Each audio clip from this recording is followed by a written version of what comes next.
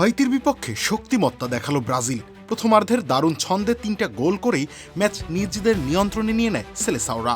দ্বিতীয়ার্ধের পারফরমেন্স সমর্থকদের হতাশ করলেও তাতে 3-0 গোলের জয় তুলে নিতে কোনো সমস্যা হয়নি কার্লো আনচেলত্তির দলের।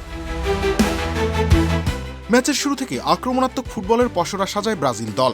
ম্যাচের 23তম মিনিটে প্রথম গোলটি আসে ম্যাথিউস কুনহার পা থেকে। ভিনিসিয়াসের শট গোলরক্ষক ফেরালো ফিরতি বল থেকে খুব কাছ থেকে বল জালে জড়ান কুনহা।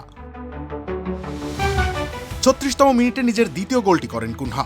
ভিনিসিয়াসের চমৎকার থ্রু বল থেকে বক্সের ভেতরে বাম পায়ের জোরালো শটে ব্যবধান দ্বিগুণ করেন তিনি। প্রথমার্ধের অ্যাডেড টাইমে ব্রাজিলীয় আক্রমণ ভাগের ছন্দময় ফুটবলের চূড়ান্ত রূপ দেখা যায়। লুকাস পাকেতার অসাধারণ এক পাস থেকে বল পেয়ে নিখুঁত ফিনিশিংয়ে স্কোরলাইন 3-0 করেন ভিনিসিয়াস জুনিয়র। রুচি চানাচুর 300 গ্রাম ও 500 গ্রামের ফ্যামিলি প্যাক, এক প্যাকে পুরো পরিবার। প্রথমার্ধের এই 3 গোলই শেষ পর্যন্ত ম্যাচের ফলাফল নির্ধারণ করে দেন। দ্বিতীয়ার্ধে হাইতি কিছুটা গুছিয়ে নেওয়ার চেষ্টা করলেও ব্রাজিলের রক্ষণের কাছে বারবার পরাস্ত হয়েছে। তবে ব্রাজিলও এই অর্ধে কিছু সুযোগ নষ্ট করে। শেষ দিকে এনরিকের করা একটা গোল অফসাইডের কারণে বাতিল হয়। ফলে 3-0 ব্যবধান নিয়ে মাঠ ছাড়তে হয় সেলেসাওদের।